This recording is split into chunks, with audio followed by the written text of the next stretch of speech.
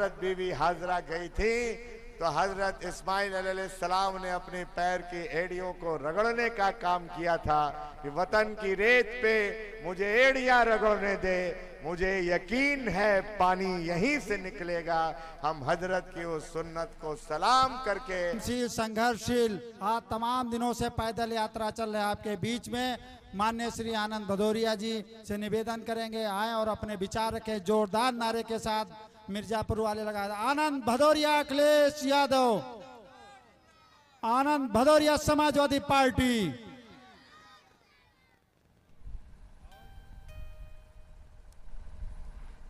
अध्यक्ष जी, हम लोगों के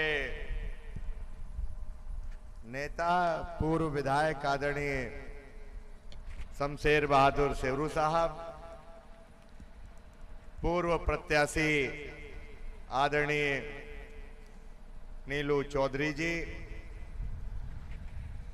मंच पर बैठे सभी समाजवादी पार्टी के सम्मानित नेतागण,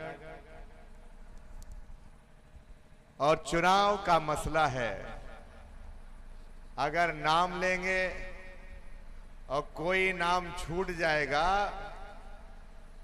तो फिर नुकसान हमारा होगा। इसलिए जितने बैठे हैं, जितने खड़े हैं, जितने छोटे हैं, जितने बड़े हैं, मैं आनंद भदौरिया उन सब के चरणों में प्रणाम करता हूं, सलाम करता हूं। साथियों, ये चुनाव जहां दिल्ली में लोकतंत्र और संविधान बचाने का चुनाव है, वहीं अपने ग्रामीण इलाके में आवारा सांड से खेत और खलिहान बचाने का चुनाव है।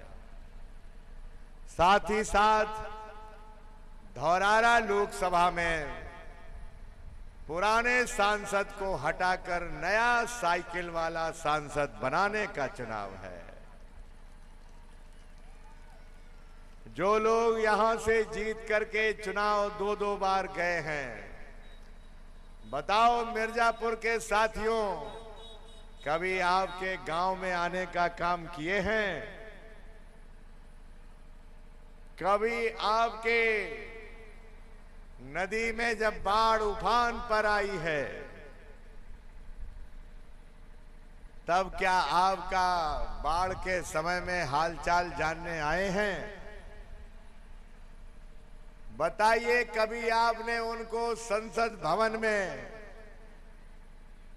उस गोल गुम्बद के नीचे कभी आपकी समस्या को उठाते हुए आपने टीवी में उन्हें देखा है? नहीं देखा है। कभी अखबार में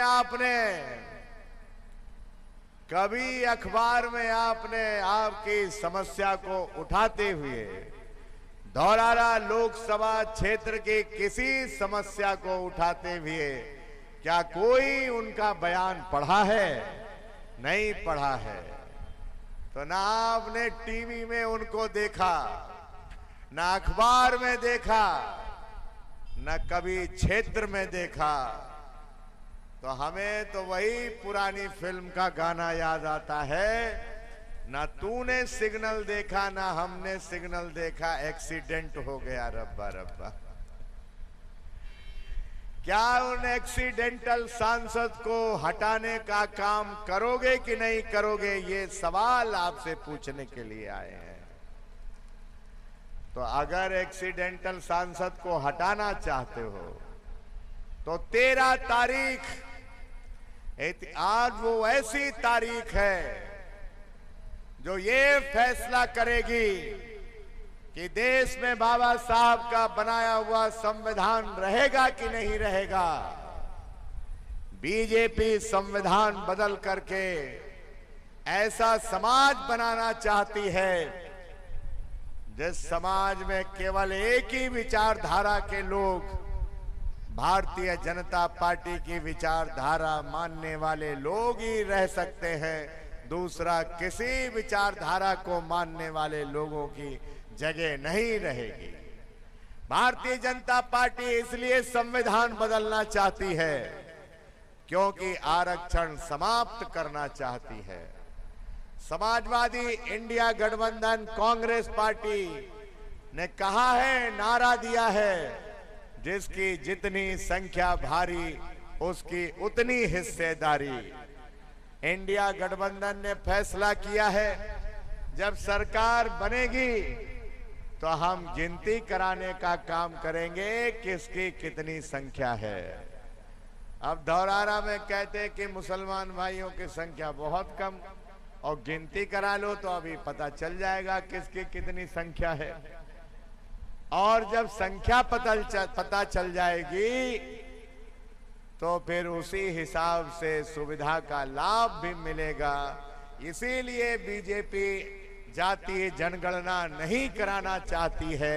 इसलिए हम आपसे कहना चाहते हैं, इंडिया गठबंधन की सरकार बना दीजिए और जाति की जनगणना हो जाए, दूध का दूध पानी का पानी हो जाए, फिर चंद उद्योगपतियों का केवल कब्जा देश में न रह जाए, बल्कि जितना जिसकी हिस्सेदारी है, जितनी जिसकी संख्या है, उसके हिसाब से उसको उसका हक और हकूक मिलने का काम हो।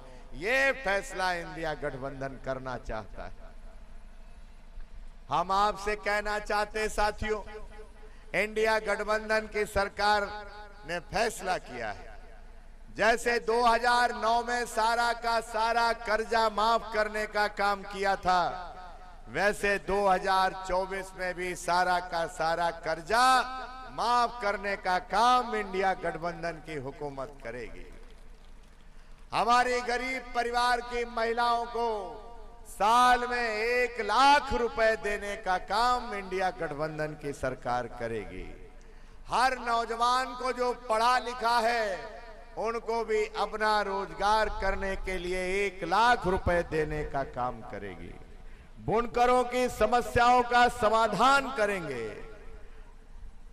और छुट्टा जानवर और थाने तहसील में जो व्याप्त भ्रष्टाचार है उसको भी समाप्त कराने के लिए पूरा का पूरा प्रयास करेगी।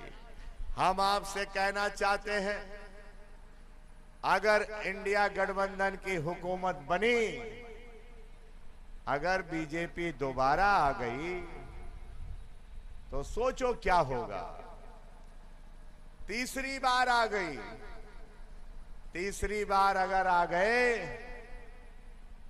तो फिर इस देश का मुस्तकबिल क्या होगा, आगे चुनाव होगा भी कि नहीं होगा, ये भी सोचने का विषय है। इसलिए प्रधानी के चुनाव तो बाद में जब चुनाव होगा तब लड़ लेना।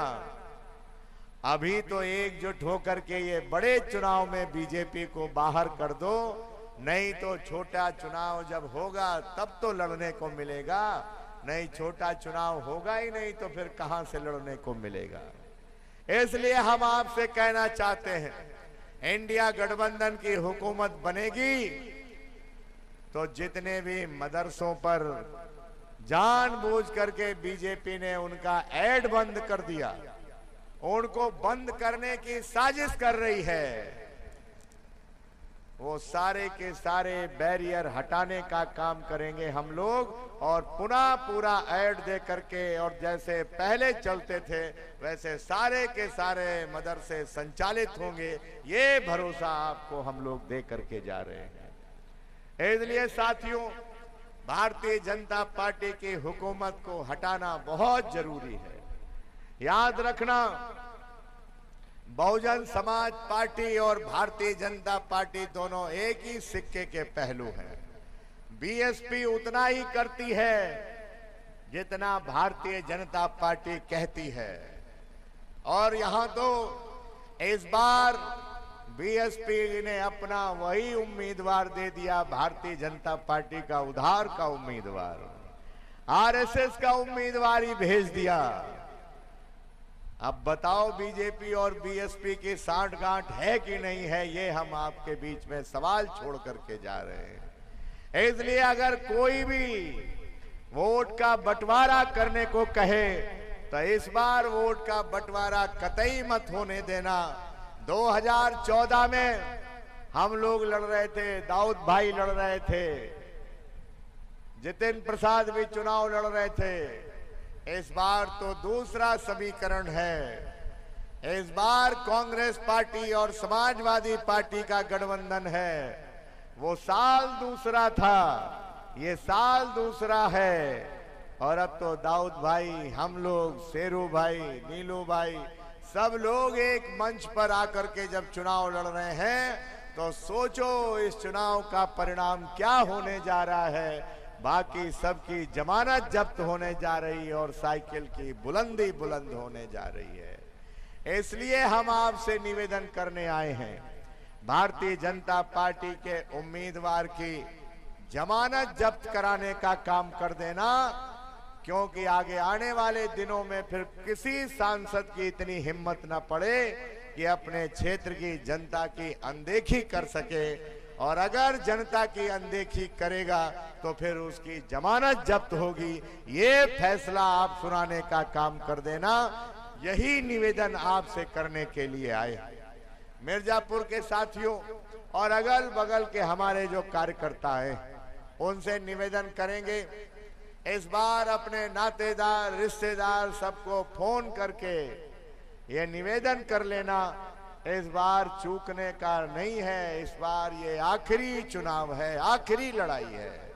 और इस आखिरी लड़ाई को पूरी मजबूती के साथ हम लोग मिलकर के लड़ लें, इंशाअल्लाह फतह हमारी होगी। आप सब लोग यहाँ पर इकट्ठा हुए, हम लोगों की बात को सुना, आप सबका धन्यवाद ज्ञापित करता हुआ और ये भरोसा दे करके नवरात्रि में हम लोग माँ भगवती का आशीर्वाद लेकर के, आपका आशीर्वाद लेने के लिए आपके बीच में आए हैं। और हम तो हजरत की उस सुन्नत को सलाम करके इस अभियान पर निकले हैं कि हमने पढ़ा है कि सफा और मरवा की पहाड़ी पर जब हजरत बीवी हाजरा गई थी तो हजरत इस्माइल अलैहिस्सलाम ने अपने पैर की एड़ियों को रगड़ने का काम किया था कि वतन की रेत पे मुझे एड़ियां रगड़ने दे, मुझे यकीन है पानी यहीं से निकलेगा। हम हजरत की उस सुन्नत को सलाम करके आपसे आशीर्वाद मांगने के लिए, इस बड़ी लड़ाई में आपका सहयोग मांगने के लिए आए हैं। हमें भरोसा है आप लोग मिल करके इस लड़ाई में हमारा साथ देंगे और एक एक बटन, एक एक वोट साइकिल वाले खाने के आगे जो बटन होती है उसको दबाने का काम कर देना। और इस बार भारतीय जनता पार्टी, बहुजन समाज पार्टी और सभी दलों की जमानत जब्त कराने का काम कर देना। आप सबका बहुत बहुत धन्यवाद। जय हिंद, जय समाजवाद, खुदा हाफिज।